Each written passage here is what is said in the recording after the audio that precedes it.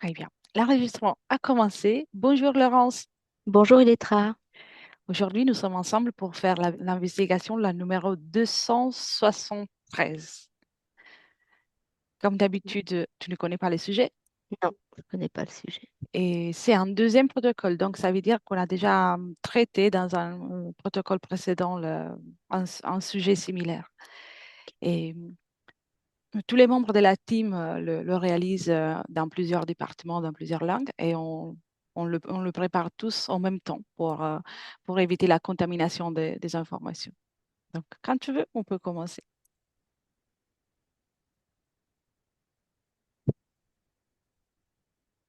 Très bien. Je suis prête. Mets-toi à l'aise et commence par inspirer et expirer calmement. Et au fur et à mesure que je parle, tu syntonises que sur ma voix, et uniquement ma voix, qui va t'accompagner pour cet exercice, cette investigation. Tu inspires calmement et à chaque expiration, ton esprit se vide, de plus en plus calme, apaisé. Je vais maintenant compter de 3 à 1 et pendant ce temps, tu te connectes à l'alignement planétaire du 28 février, l'alignement de cette planète, Mercure, Vénus, Mars, Jupiter, Saturne, Uranus et Neptune. Et tu me dis ce que tu perçois par rapport au plan métaphysique. 3, 2 et 1. Alors, je vois des planètes, je les vois, et en même temps, je vois leur tour, c'est-à-dire que l'intérieur est noir et il y a un filet blanc tout autour. D'accord. Si tu veux, je peux aussi répéter la question si besoin. Oui, tu peux. Oui, bien. Il s'agit de l'alignement de 7 planètes qui sont Mercure, Vénus, Mars, Jupiter, Saturne, Uranus et Neptune. Peux-tu rajouter quelque chose? Oui, je sens que l'atmosphère est plus lourde, Oui, plus pesante.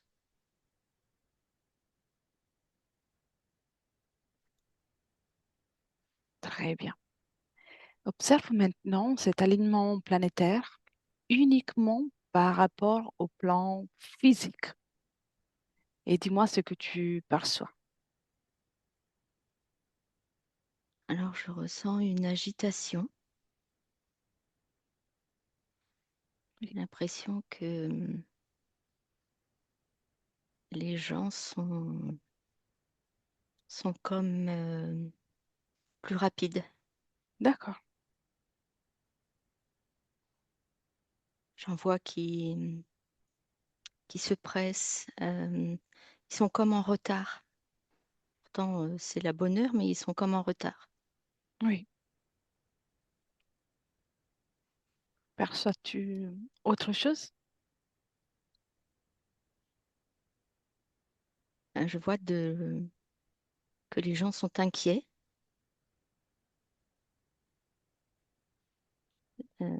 Cet alignement est pesant aussi sur la Terre.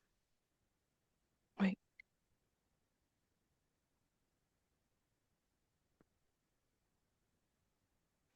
Et je les vois. Je vois par exemple une scène là, je crois que c'est New York. oui, Euh, les feux tricolores sont comme détraqués. oui. Je vois ça passe rouge, orange, rouge, orange. D'accord, je vois. Très bien.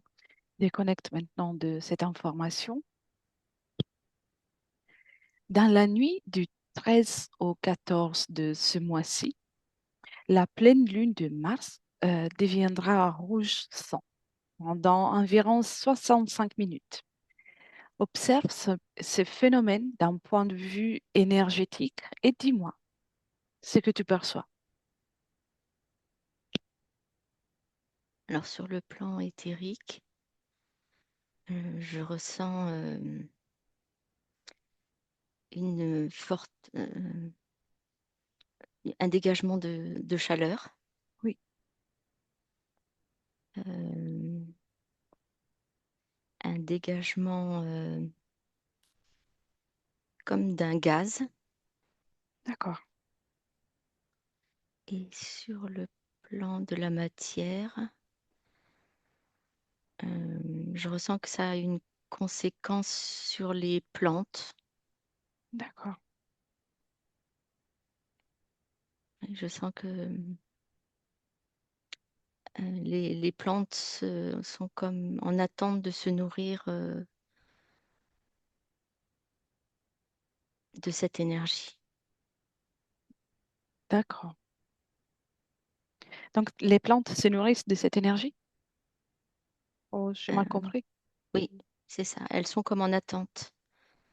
D'accord, très bien. Toujours dans l'observation de l'éclipse de la lune de sang, observe le plan métaphysique. Dis-moi si tu perçois autre chose. Oui, Que il vois-tu? y a toujours une atmosphère assez, assez grise, noire, noire même. Ouais, noire. Euh, ça a pour conséquence de dérégler aussi. Euh, c'est un peu comme aimanté, ça dérègle le temps. D'accord.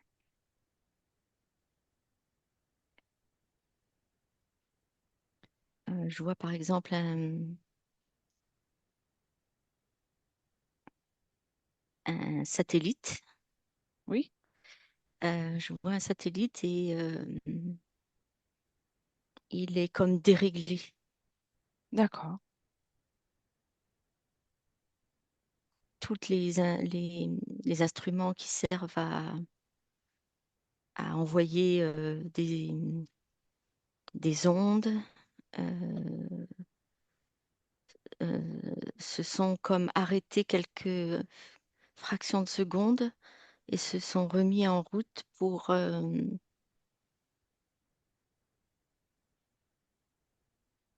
redistribuer ces ondes, mais d'une autre façon.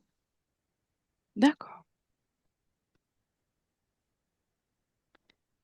Maintenant, déconnecte de cette observation et observe le 29 mars. Il y aura une deuxième éclipse, cette fois-ci de soleil. Quelles sont les énergies que tu perçois comme étant liées à à cette éclipse? Alors, c'est une énergie légèrement plus légère, sauf que je sens que c'est pour détourner l'attention D'accord, par rapport à l'éclipse du 13 qui a mis les gens un peu dans l'angoisse. Celle-ci est faite pour les reparamétrer, si tu veux. oui, je vois. Oui, dis-moi, Euh, dis-moi. je vois que ça provoque aussi des, un changement de temps, de météo, cette fois-ci, D'accord, et que ça apporte des vents violents, alors que normalement, euh, les gens sont fixés sur cette éclipse de soleil, ils vont pas voir arriver certains événements. Hmm, d'accord. Maintenant, Laurence, déconnecte de ça et avance dans le futur. Et dis-moi si tu vois des implications de l'alignement planétaire du 28 février et des deux éclipses qui vont se produire ce mois-ci. Oui, oui, oui. Que Je vois-tu? ressens, je ressens que ça, c'est lié à la guerre. D'accord, C'est une énergie guerrière. C'est une énergie qui fait monter les tensions. oui.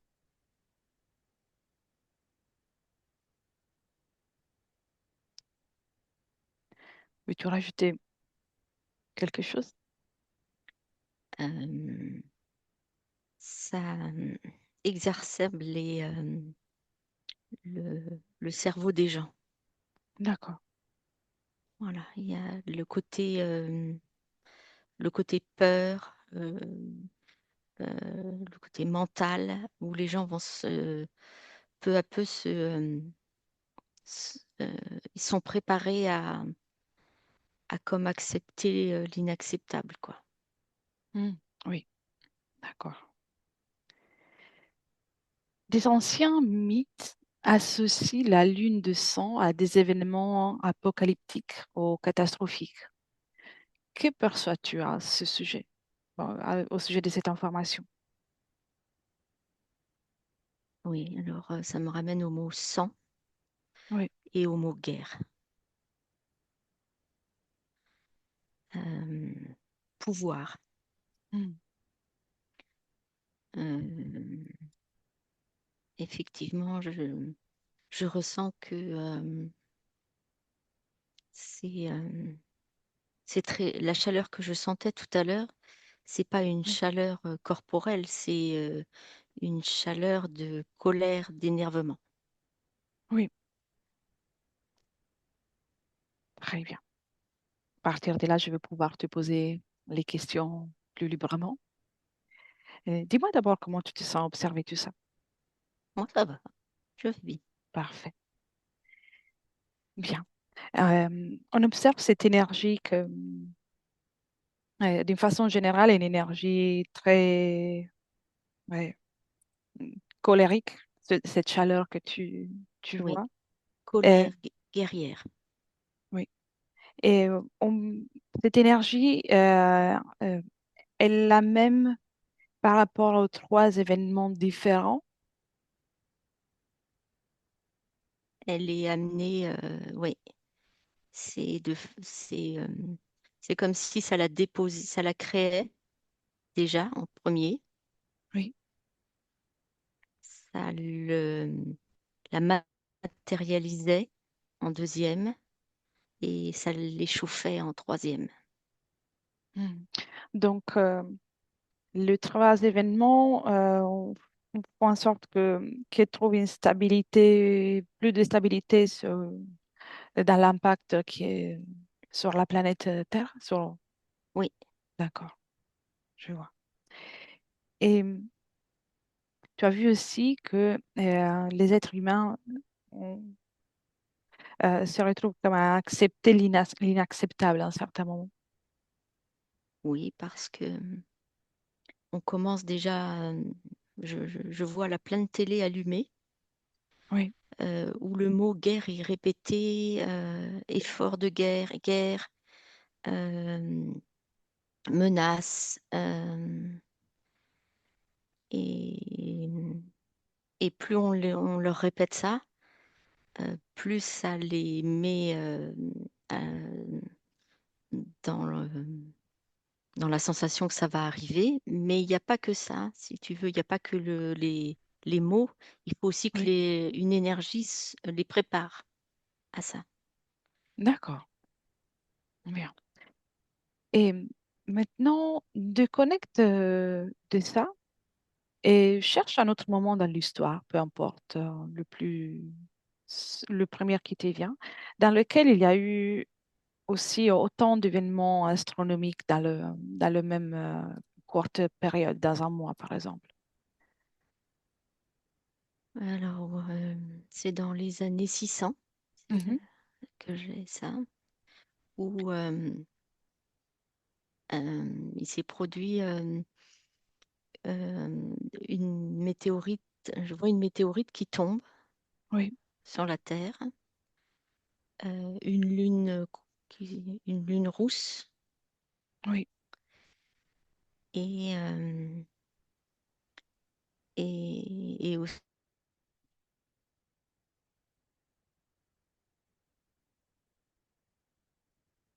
Ah, je t'ai perdu un instant. Tu m'entends? et ça, on est plutôt au Mexique, je Oui, crois.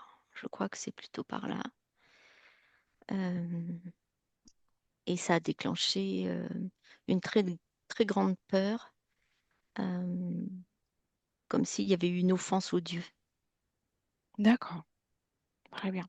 J'ai pas entendu, j'ai entendu le Mexique, j'ai pas entendu ce que tu disais avant.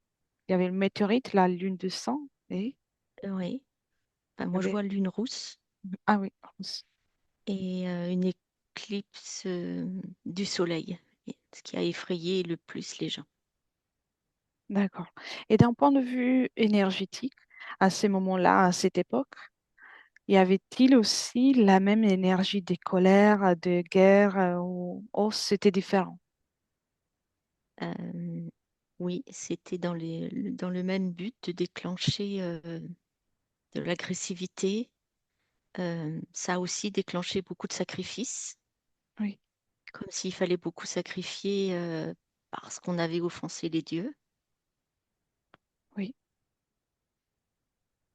Donc, je vois beaucoup de sang couler sur une sorte d'escalier. Oui, Donc, dans les deux cas, il y a une augmentation de la tension et de l'énergie d'agressivité. oui, Oui, je sens beaucoup. Oui, le d'accord. terme agressivité revient vraiment. Oui, bien. Déconnecte de ce moment-là. En- euh, en- Dans les années 600, elle revient dans le présent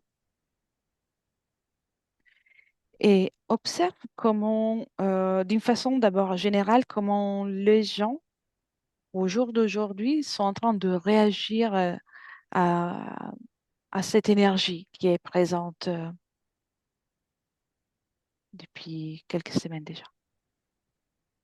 Alors, c'est la peur. Pour certains, Mhm. c'est la peur. Et puis pour d'autres, c'est une sorte de, de, de triomphe, de victoire. Euh, il y en a qui ont envie de se battre, il y en a qui ont envie d'en découdre. Oui, je vois. Y a-t-il quelqu'un qui parvient à rester sans une réaction, en tout cas qui n'est pas touché par cette énergie? Oui, Oui, il y a des gens qui arrivent à voir la manipulation qui est en train d'être mise en place oui, et comment on planifie la réaction des gens. oui. Tout- Et, oui, dis-moi, dis-moi. Et je vois aussi l'aspect financier, l'aspect,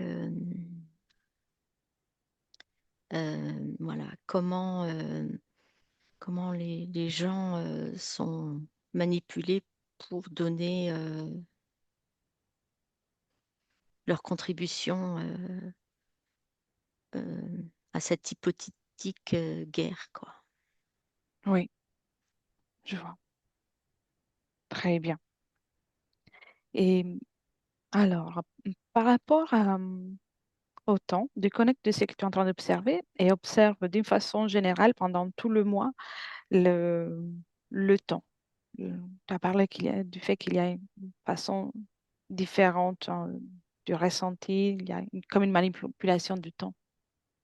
Oui, il faut que les gens soient tout le temps occupés, si tu veux, tout le temps pressés, tout le temps en train de cogiter. Oui, Je vois dans les cerveaux de personnes que, il y a comme de l'électricité, comme si ça n'arrêtait jamais. Qu'est-ce qui crée ça dans le cerveau et dans l'attitude des gens? Euh, Ces énergies, mais ça vient aussi de comme de satellites oui, qui envoient des ondes de plus en plus puissantes. les satellites envoient les ondes plus puissantes grâce à l'alignement et au mouvement des planètes. Oui, Oui, ça d'accord. a provoqué comme ouais, ça a été reparamétré. Il y a des nouveaux programmes qui sont mis. Ah oui, je vois. Sans cet alignement et sans tous ces mouvements planétaires, ce reparamétrage, cette mise à jour chez les satellites, ça aurait pu être faisable? Euh, alors oui, ça aurait pu être faisable, mais ça aurait mis beaucoup de temps. Ouais, ça aurait été beaucoup plus long et, et moins puissant. Alors que là, c'est comme s'il y avait un avant, un après. Oui. Ah, d'accord. Ça s'est fait très, très vite, très rapidement. Comme, comme si les gens prenaient un électrochoc ploum, et Oui, très bien. Nous sommes aujourd'hui au milieu, c'est le 10 mars, au milieu de tout ce mouvement euh, astronomique. Si tu observes l'énergie qui aujourd'hui est présente dans la planète, sur la planète et chez les gens, il y alors a... les gens sont en attente. Tu vois, Oui, il y a eu la première, j'ai envie de dire, semence, ce coup d'électrochoc. oui, Et là, on les laisse un petit peu digérer parce que ça a été quand même assez tellement rapide que c'est violent, quoi. oui, Violent pour le cerveau. bien. Observe, euh, alors, dans le cerveau humain, ça crée, quel est le mouvement énergétique qui s'est créé, hein? C'est comme si le cerveau droit et le cerveau gauche, s'étaient légèrement écartés. C'est de Hmm, c'est quelques millimètres, je le vois là. Et ce qui fait que les gens euh, arrivent moins bien à se raisonner oui, je vois. Comme un manque de stabilité et d'équilibre dans le... et de discernement Oui, et d'équilibre aussi. je vois. Très bien. Et donc, avance à la fin du mois de mars, par exemple au 30, là où il y a l'éclipse solaire et aussi du passé. Et comment tu vois les cerveaux humains d'un point de vue énergétique? Alors, certains se sont déjà habitués, tu vois. Hmm, oui, Euh, euh, Ça, si tu veux, c'est toujours le bazar dans leur cerveau, mais ils sont habitués. Et ça a changé leur vision. Euh, c'est comme si certains étaient devenus patriotiques, par exemple, tu vois. oui, D'autres des futurs soldats, d'autres des futurs sauveurs. Euh, Ça a catégorisé les gens. oui. C'est comme la fin de l'installation de cette notion d'accepter ce qui... le Autrement, progrès. Oui, n'aurait pas été acceptable. Oui, oui. C'est pour ça que ça a dû se faire très vite et de façon comme un électrochoc. oui. Et toujours à l'observation, on est toujours au 30 mars.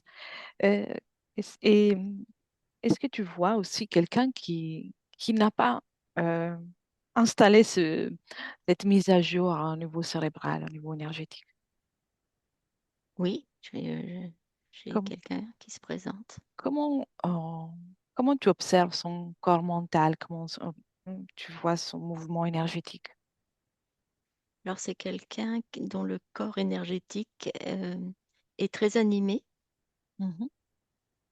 Euh, les trois corps sont équilibrés. Le corps mental a sa place, mais ici resté à sa place aussi. C'est des gens euh, qui leur cerveau n'a pas, les deux cerveaux ne sont pas écartés. Tu vois, je Oui. vois son à l'intérieur, c'est normal. Et ils se sont pas laissés manipuler. Mm. Cette personne, par exemple, elle était partie elle me dit qu'elle était partie faire de la, euh, tu sais, quand on va dans des grottes spéléologie, voilà, Oui, je crois que oui, ça je c'est vois. comme ça. Ouais. Je vois. Et donc, elle a réussi à garder un équilibre, cette personne. Oui, Et pendant les pics, par exemple, pendant le moment de l'éclipse du soleil, comment tous ces corps énergétiques ont capté, ressenti ce mouvement énergétique autour? Est-ce qu'il y a un ressenti ou pas? alors je vois que ceux qui n'ont pas été touchés par ça avaient des fréquences qui étaient élevées, Mhm. euh, qui savent faire preuve de recul. euh, et, euh, et qui ne croient, enfin, qui ne se sont pas laissés prendre à Stable ça. dans leur propre énergie. Oui, parce qu'à ce moment-là, ils avaient des énergies assez, enfin, hautes. Oui. Donc, ils n'ont même pas ressenti ce mouvement autour, ou ils l'ont ressenti, mais c'était euh, Certains l'ont faible. ressenti et se sont comme réfugiés dans leur corps, tu vois. Mhm. Euh, d'autres l'ont pas ressenti, mais ont vu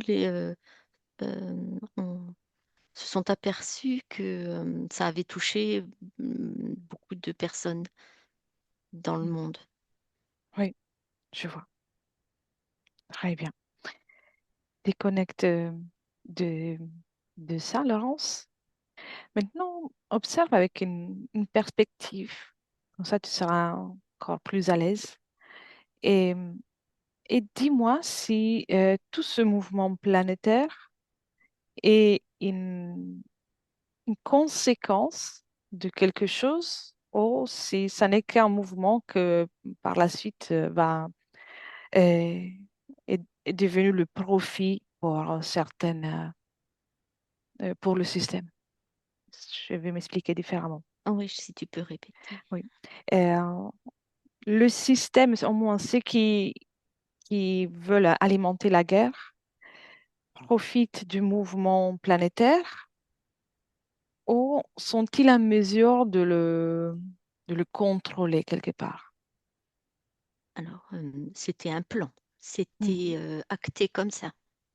Il fallait que ça se fasse à ce moment-là, durant ce mois-là. Oui, Euh, parce que le moment est propice oui, pour tout ça, je vois. oui, c'est vraiment orchestré comme ça. Et ces personnes, ou ces êtres qui règlent, qui sont aux commandes de tout ça, sont-ils des êtres humains, non humains, Alors, il y a les deux. les deux?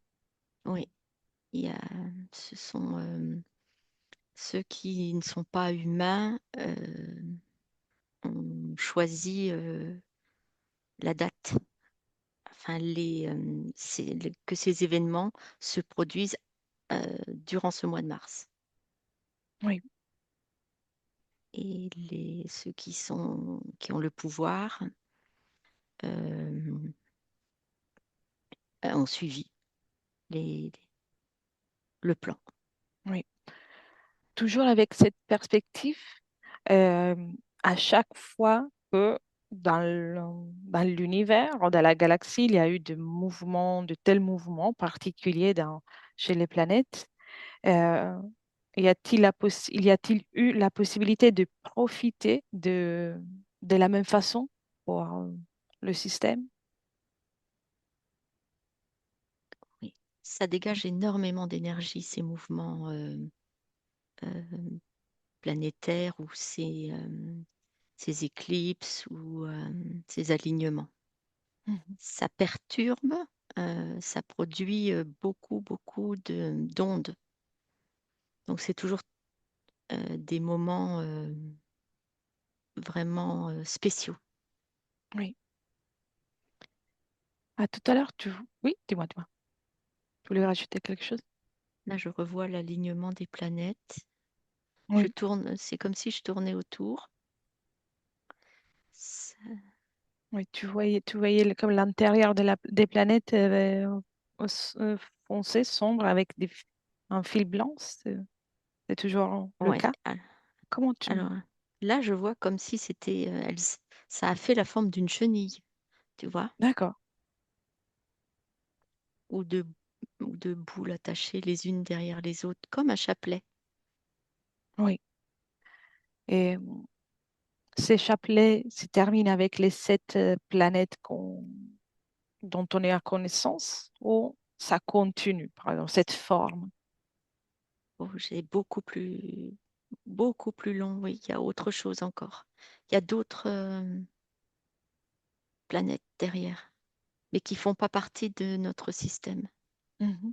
Mais qui sont connectés à ce mouvement, qui sont quelque part alignés à ce mouvement. Oui, leur rôle, c'est comme d'envoyer l'énergie, tu vois, ça passe d'une à l'autre et ça alimente. Donc, même s'ils ne sont pas dans le système solaire, vont avoir un impact sur tout ce mouvement énergétique. Oui, je ressens que dans d'autres systèmes, ça peut aussi avoir des conséquences. Mm. D'accord, je vois. Les, mm, Plus ou moins, le premier chiffre qui te vient, combien des astres, de planètes sont connectés à cette forme géométrique? 43. 43. Et ça crée une forme géométrique en particulier, des lignes ou des spirales ou d'autres choses dans la Alors, totalité. euh, ça fait, oui, une spirale Oui, euh, ça fait, oui, oui, ça fait une spirale. Si je m'éloigne, je le vois ça fait une ellipse comme ça, oui, comme un peu l'ADN, tu sais. oui, je vois. Je vois. Et après, ça reprend ça- ça- quand ça a envoyé cette énergie, ça s'est remis, ça a bougé. Oui. Les moments dans lesquels l'alignement va se terminer, toutes ces 43 planètes sont-elles toujours connectées l'une avec l'autre de la même façon ou ça se termine tout court? Alors, elles vont rester connectées Mhm. parce que il y a les énergies des unes des autres se sont transmises. Oui, Il y a comme une mémoire qui est gardée. donc c'est comme une mise à jour Oui, aussi pour chaque astre qui participe à ce mouvement. oui. D'accord, très bien. déconnecte de ça, Laurence, et toujours avec un regard de façon générale, observe les rituels ou les cérémonies qui vont être faites pendant ces événements.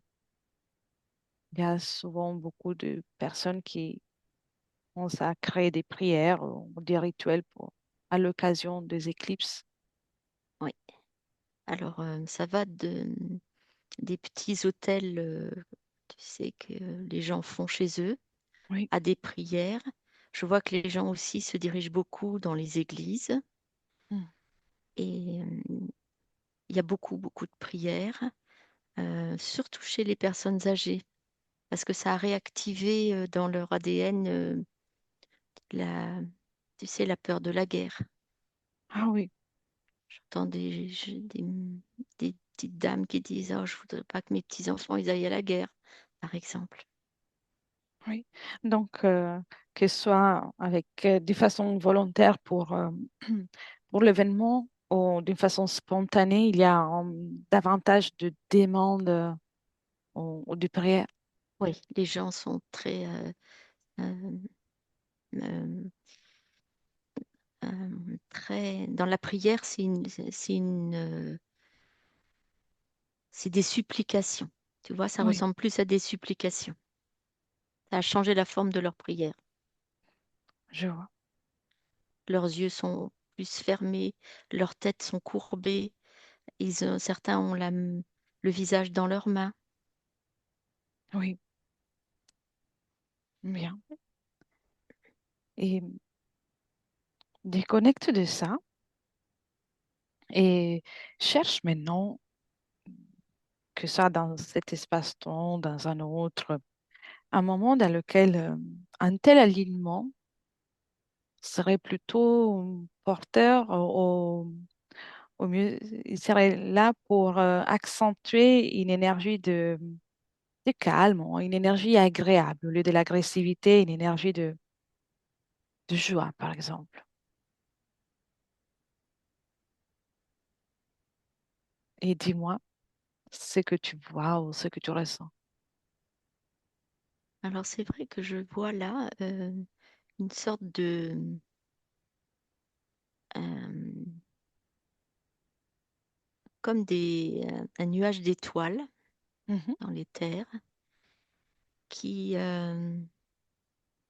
qui est capable d'apporter cet apaisement. Oui, Déjà, elle est capable parce elle permet euh, de retrouver le discernement. J'entends que certaines personnes se demandent si c'est pas un fake tout ça, si tu veux. oui, Si ça n'a pas été grossi justement euh,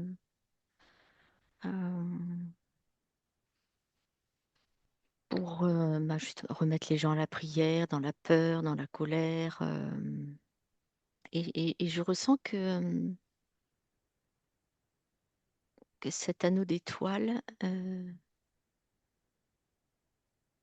apporte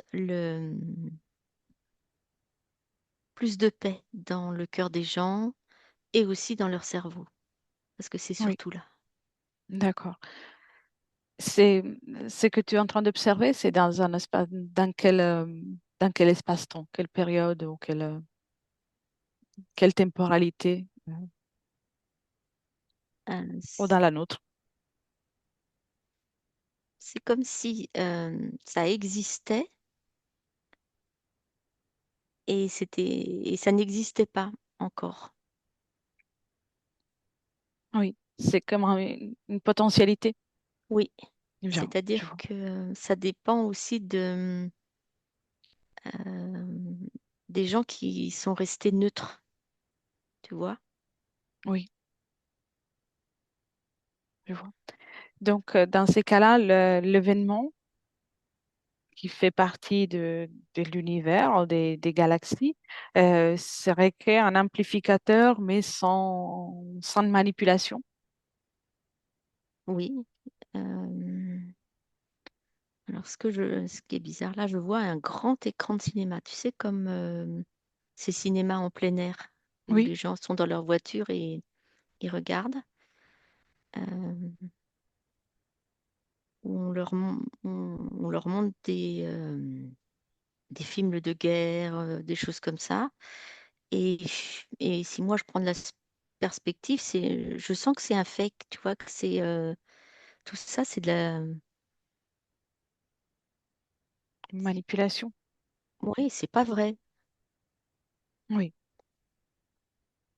pour, C'est comme des programmes. oui, Voilà. je vois. Ils savent, qui que ce soit qui gère tout ça est bien au courant qu'on est des créateurs. Chaque être humain est un créateur, donc ils font en sorte de mettre les programmes pour que l'humanité crée dans leur propre direction. Tout ça, c'est une affaire de pouvoir, de. Ouais, je vois tous ces hommes politiques, et puis en même temps, je vois que dans les terres, c'est, ouais, il y a ouais, c'est des humanoïdes qui, avec un aspect très très froid, qui observent Oui, la réaction. C'est d'accord. comme une expérience, tu vois. Euh, Comment en si peu de temps on peut manipuler et instiller aux gens de nouvelles énergies basses. Pour eux, c'est comme une expérience scientifique qu'on pourrait comparer à ce que l'être humain fait dans les laboratoires. C'est Ouais, comme, ça me dit un essai, c'est un un essai, essai.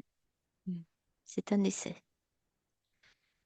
Par Oui, contre, sur ma gauche, là, où je vois, tu sais, cette pluie, cette ellipse d'étoiles, oui, ce qui me semble bizarre maintenant, c'est que ça fait comme une méduse. mm, oui, très bien. Cette méduse fait partie est dans l'alignement ou elle est juste en dehors. Elle est en dehors de l'alignement. C'est comme si elle allait récupérer, euh,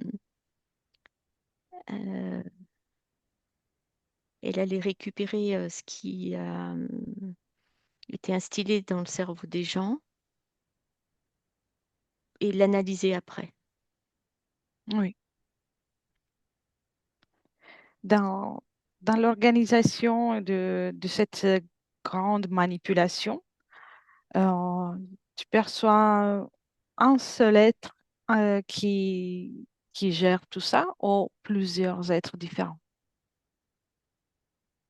Alors, je vois des humanoïdes, mais au-dessus, je vois quelque chose d'autre. Oui.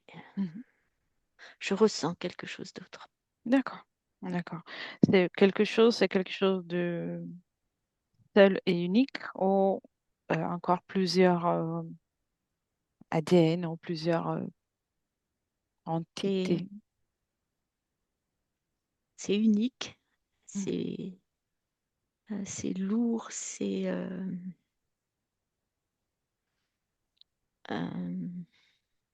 je ressens que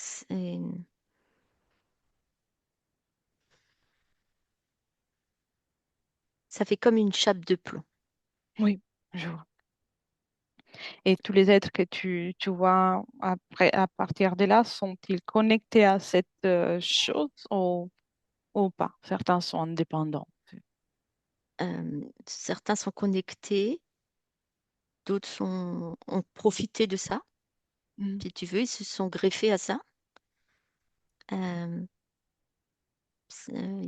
Parce que je vois je ressens que c'est des humanoïdes qui sont pas forcément du même, euh, du même groupe. Oui, ils ne sont pas tous en collaboration entre eux, c'est Ouais, ça? je sens que ça en a intéressé d'autres en disant, voilà, euh, ça peut nous intéresser. Ça, c'est très,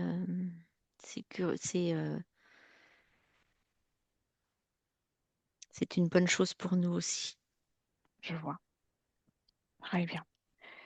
déconnecte de ça et tu as aussi observé les plantes.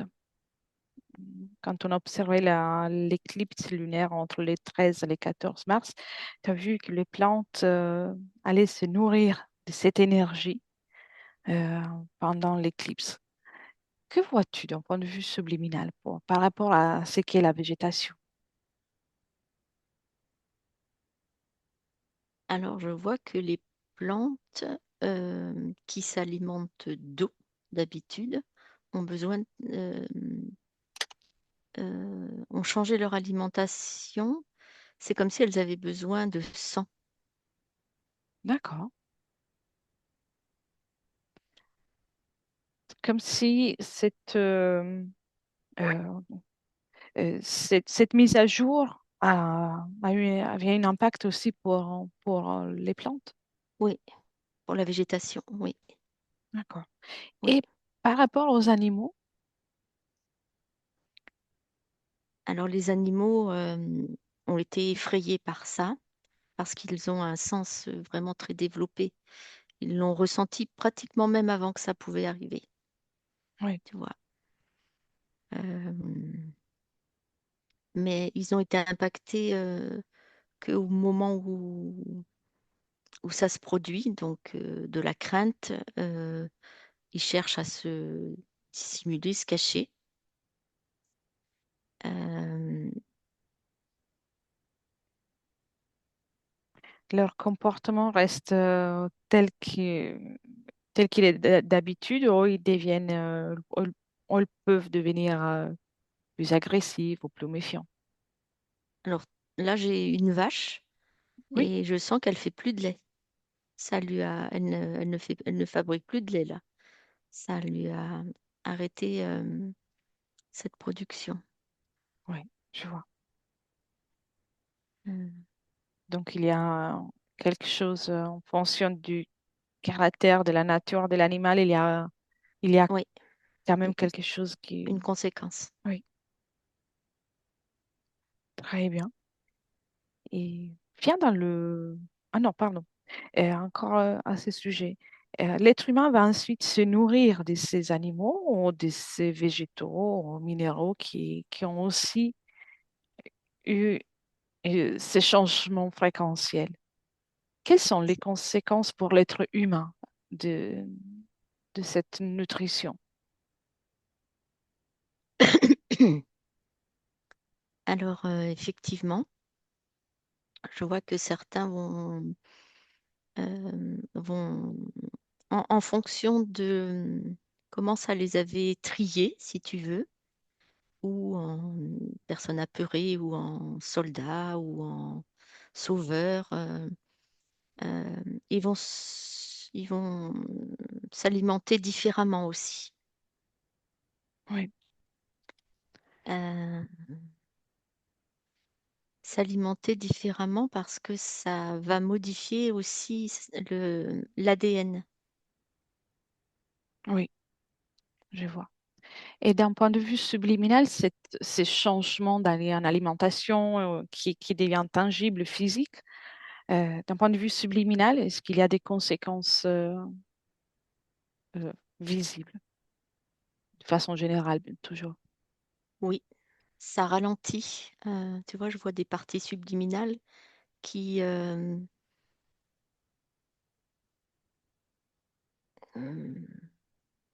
alors c'est des parties subliminales qui ne sont pas libres. Ben, ça les ralentit encore plus. Ça les impacte, Oui, chacune dans leur histoire différente. je vois. Très bien. Déconnecte de ça et viens dans le présent, Laurence. Et tout à l'heure, on a vu qu'il y a dans le champ des possibles aussi une possibilité que ces événements ne soient pas porteurs d'agressivité, mais d'autres énergies. Donc, cette information, j'aimerais la partager avec avec l'information pour tous ceux qui vont pouvoir l'accueillir, l'information que chaque être humain peut garder son équilibre et son bien-être sans devoir co-créer avec des événements ou des situations destructrices. On, on est des créateurs, chaque être humain est un créateur, donc voilà, on est tous en mesure de choisir quelle énergie garder en nous pour nourrir cette grande co-création dans laquelle nous existons.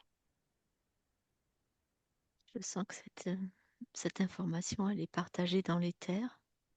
Très bien, Je sens que ça a une action sur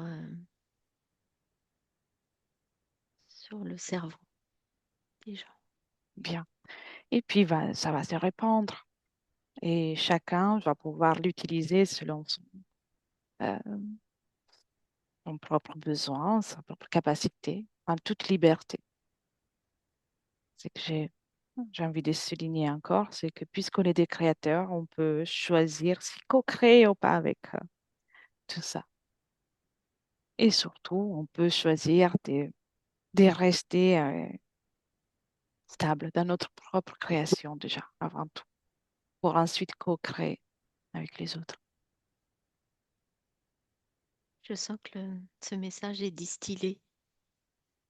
Très bien, Euh, oui, très bien. Et puis, chacun va pouvoir l'observer, l'analyser, vérifier, prendre ce qu'il trouve intéressant et laisser ce qu'il trouve pas moins intéressant.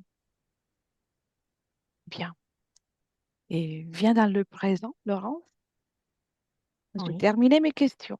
Mais s'il y a quelque chose que tu observes et que tu veux partager, je t'écoute volontiers. Autrement, on rentre. Quand le message que tu as fait distiller est très important. Et je sens que ça apporte du calme et que c'est suffisamment oui, vigoureux Bien, que ouais, je vois des connexions qui se refont. parfait. Des connexions à soi-même pour ceux Oui, je vois des qui gens. écoutent. Oui, je vois des parties subliminales aussi. Parfait. Très bien. Alors, l'information est là et ça va rester à disposition. Et nous, on commence le retour. Je t'invite maintenant, Laurence, à déconnecter de tout et de tous. Et tu reviens dans le présent, dans l'ici et maintenant.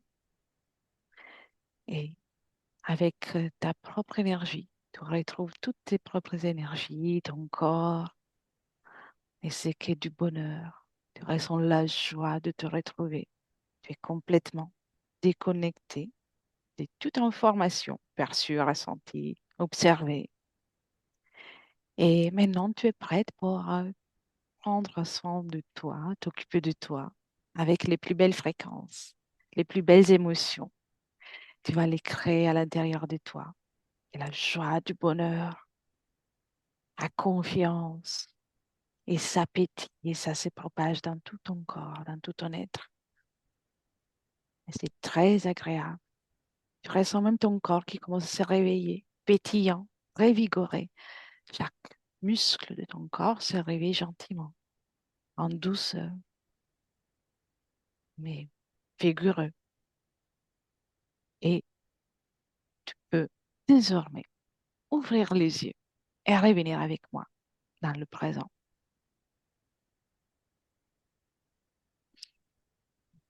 Merci beaucoup, Laurence.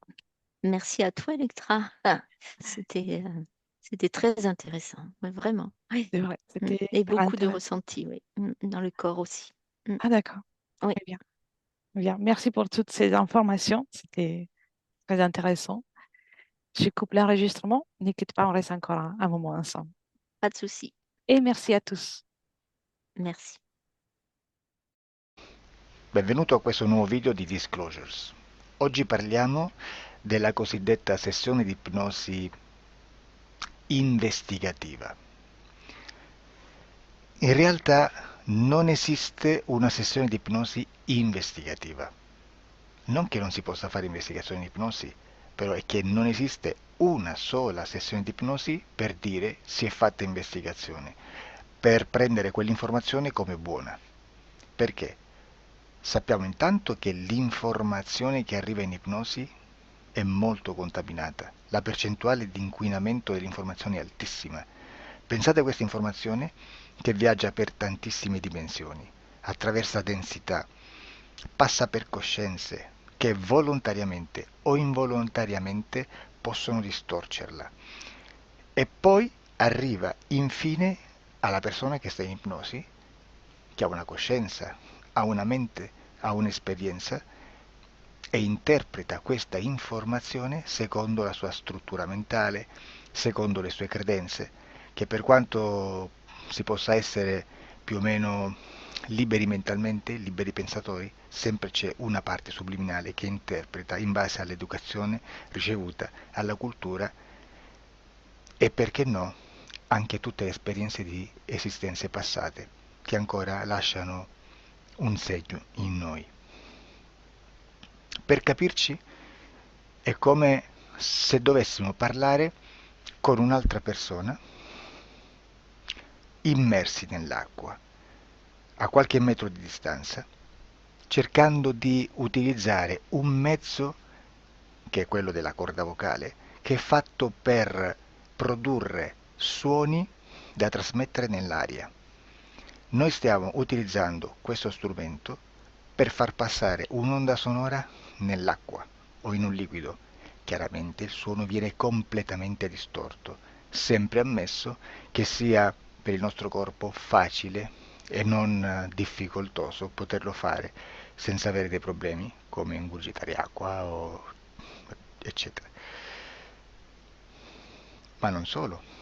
Supponiamo che per questo tipo di comunicazione utilizziamo anche due lingue diverse, per esempio un italiano e un russo o un giapponese. Per quanto possiamo anche interpretare il labiale, non possiamo capire quello che ci sta dicendo, perché la lingua è diversa. La lingua, diciamo, da dove parte l'informazione a dove arriva è completamente diversa, il codice, il linguaggio è diverso, ma possiamo anche cercare di capirci attraverso i gesti, attraverso le espressioni facciali. Per quanto sia ipoteticamente facile poterlo fare sott'acqua, però non dobbiamo dimenticare che l'acqua non è l'aria e può distorcere l'immagine, ma non solo. Dobbiamo anche pensare che l'altra persona, che parla un'altra lingua, che viene da un'altra cultura, potrebbe interpretare i segnali che noi interpretiamo come X in Y. Per noi un sì è abbassare la testa dall'alto verso il basso, per esempio, sì, e il no da sinistra verso destra, no. In alcuni paesi orientali, come le Filippine credo o qualcun altro, utilizzano esattamente gli stessi segni, ma al contrario. No, sì. Immaginate due persone di queste due culture che stanno cercando di comunicare in maniera così difficoltosa e alla fine non gli rimane altro che interpretare il linguaggio corporale. Sì, che per l'altro invece no. Cosa voglio dire con questo esempio estremo? Che l'informazione da dove parte a dove arriva viene completamente deformata. Non sappiamo esattamente quale percentuale perché ogni situazione è a sé stante, però la percentuale di inquinamento, di distorsione, di contaminazione di questa informazione è assolutamente alto.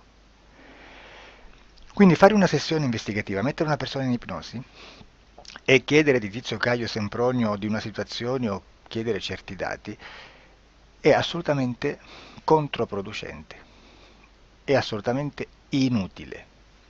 Quindi vi chiederete cosa fate allora voi quando fate ipnosi, quando fate delle domande, quando cercate delle risposte e con queste informazioni che vi arrivano lavorate sulla situazione esoterica del cliente. Beh, non facciamo altro che recuperare questa informazione solamente per arrivare al problema del cliente e poi lavorarci. Quindi Il valore dell'informazione non è quello di un'istruzione, quello di memorizzare dei dati e di prenderli per buoni, ma è un veicolo di movimento, di trasporto verso la causa del problema per poi lavorarci. Quindi lo scopo di questo tipo di informazione che si prende dalla singola sessione è completamente un altro. Come si fa quindi? Investigazione in ipnosi. Il lavoro non è semplice, il lavoro è lungo, difficoltoso, stancante. È necessario farlo anche in squadra perché bisogna moltiplicare il numero di sessioni da fare e una sola persona potrebbe farlo soltanto in un tempo estremamente largo. Noi abbiamo delle informazioni che prendiamo ormai per buone, ci lavoriamo, danno dei risultati e quindi per noi sono buone. E come abbiamo fatto ad avere queste informazioni? Per esempio, come facciamo a sapere che un extraterrestre chiamato il cosiddetto grigio è più o meno alto X, poi ci sono magari quelli anche un po' più alti, ma hanno un corpo strano, hanno una pelle grigio-verde, hanno degli occhi grandi a mandorla neri, senza una pupilla visibile, non hanno quasi bocca né naso né orecchie, hanno soltanto delle fessure, non hanno organi genitali, hanno degli arti molto più lunghi rispetto alla proporzione che potrebbe avere il corpo umano, e di solito hanno meno dita delle 5 del corpo umano, eccetera, eccetera, eccetera. O se prendiamo un altro tipo di essere che possiamo incontrare in ipnosi, come facciamo a dire che hanno delle somiglianze con i rettili, gli animali rettili terrestri o gli invertebrati, gli insetti terrestri? Perché? Perché siamo sicuri di questa informazione e ci lavoriamo e quando ci arriva la prendiamo già per buona, nonostante sia anch'essa contaminata. Perché queste informazioni sono arrivate da tantissime sessioni, fatte da tantissime persone, con tantissime altre persone sotto ipnosi e che nel contesto di tutto il lavoro gli uni non sapevano degli altri. Questo dato può essere più o meno rilevante, sempre c'è contaminazione e quindi possiamo prendere per buono anche un gruppo di lavoro dove l'uno possa sapere dell'altro. Ci potrebbe essere una contaminazione del contesto di quel gruppo di lavoro, ma si aggiunge semplicemente una piccola percentuale di questa contaminazione a già la grande che esiste. Non è così impossibile lavorarci. Da tutte queste sessioni, da questo grande numero di sessioni, migliaia, diciamo migliaia, noi prendiamo solamente quell'informazione che è uguale a tutte, che è in comune a tutte, o a quasi, perché magari qualcuna ci potrebbe essere niente in comune per una fortissima contaminazione, perché no? Ma dobbiamo prendere una stragrande maggioranza, proporzionalmente abnorme rispetto a quello che potrebbe essere un minimo di scartabile, e lì possiamo prendere per buona questa informazione. Quindi se noi su 10.000 persone diverse, con operatori anche diversi, in cui in ogni sessione vediamo un essere che più o meno ha le stesse caratteristiche del grigio o dell'insettoide, a forma di mantide religiosa, o il rettile a forma di lucertola, per esempio, di serpente o di quello che sia, o se vediamo il pianeta Marte più o meno di colore rosso, o se vediamo dei sotterranei eterici, non fisici, nel sottosuolo terrestre, soprattutto sotto le grandi città, dove c'è concentrato molto potere, molta energia di questo tipo, e chi più ne ha chi più ne metta. Se vediamo degli impianti che hanno certi tipi di funzioni, certi tipi di forme in certe parti del corpo, e questa informazione la ritroviamo tutta o quasi in tutte le sessioni fatte, eseguite, realizzate da tanti anni a questa parte, significa che quella è una informazione affidabile. E vi posso garantire che stiamo parlando di una percentuale bassissima. Su un 100% staremo, credo, forse più in basso di un 3, di un 2-3%. Immaginate tutto il resto è spazzatura, è informazione spazzatura. Sì, spazzatura.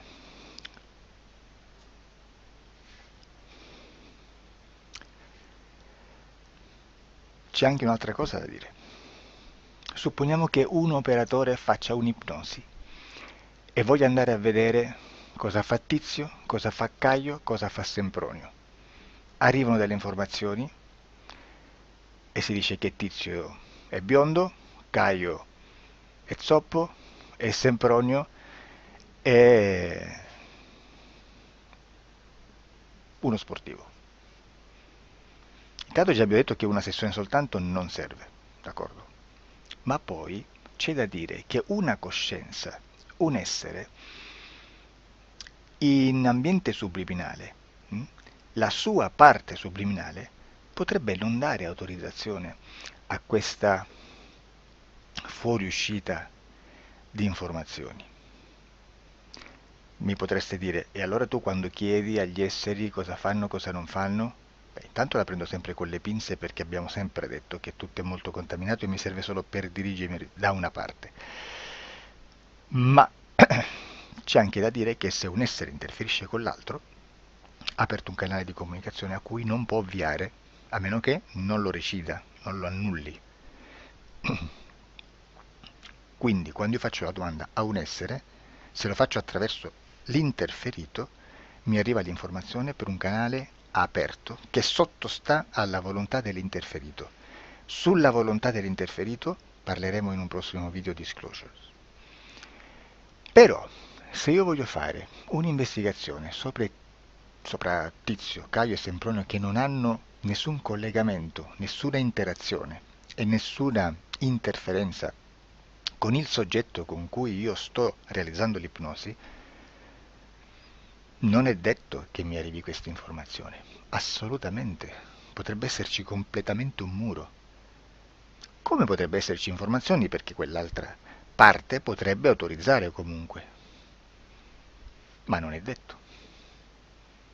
E comunque quando ci arrivano informazioni, in una situazione di non interferenza o non interazione, non possiamo sapere esattamente se sono informazioni che ha autorizzato la parte subliminale dell'altra persona o dell'altro essere, o qualche altro essere, qualche altra entità furba, approfitta della situazione, osserva quello che sta succedendo, si mette in mezzo, si fa passare per l'altro e dà informazioni, ovviamente distorte, prima perché non è detto che debba conoscerle, e anche se fosse potrebbe manipolarle a sua volontà e a suo vantaggio.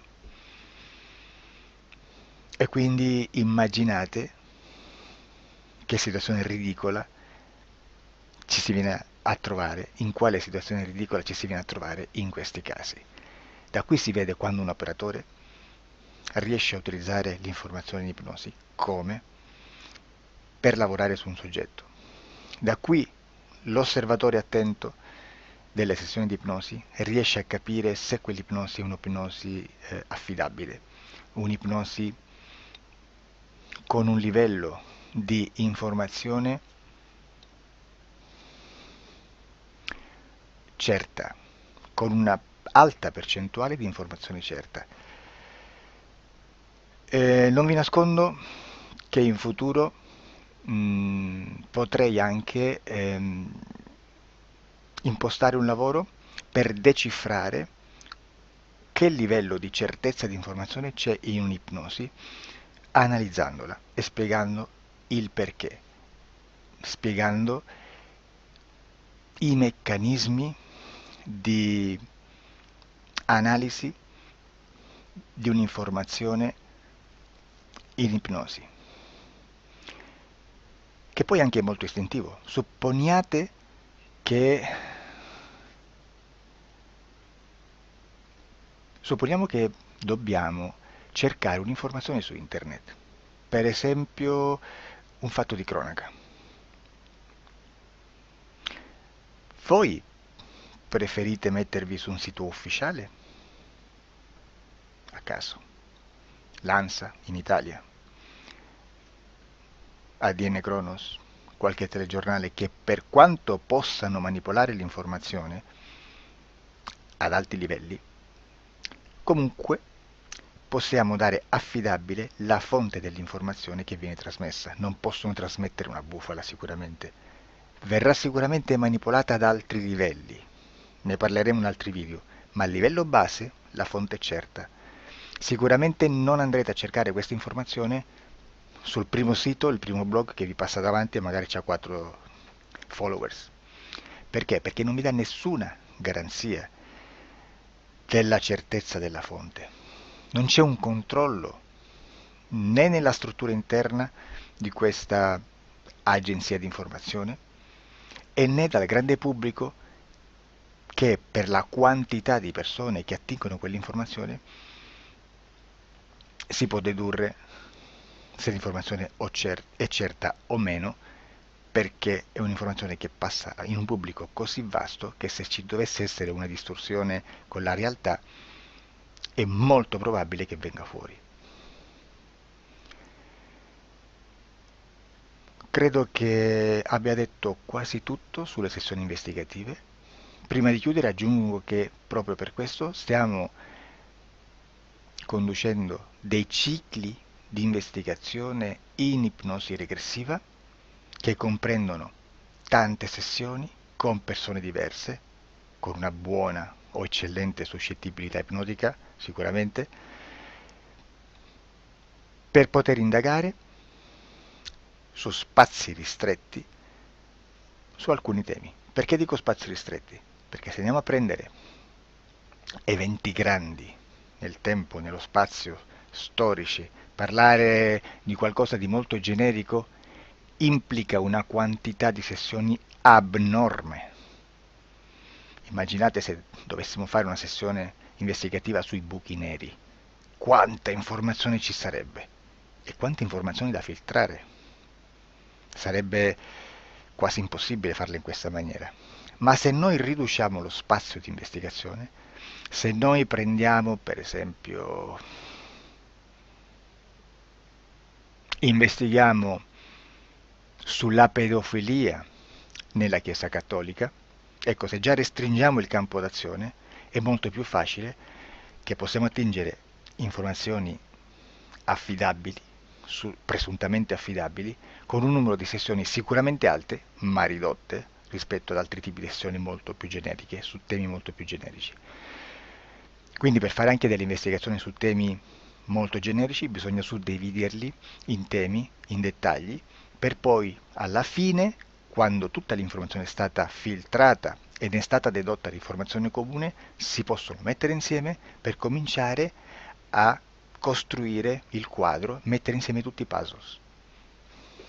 Questo è il vero senso dell'informazione in ipnosi, quando si fa ipnosi investigativa. La sessione per risolvere una problematica, un problema, con una presunta origine esoterica di un cliente, di una persona, è un'altra cosa, sono altri metodi, altre tecniche e l'informazione si usa in un'altra maniera, ha un altro scopo. Grazie, ci vediamo al prossimo video. Disclosure. Ciao.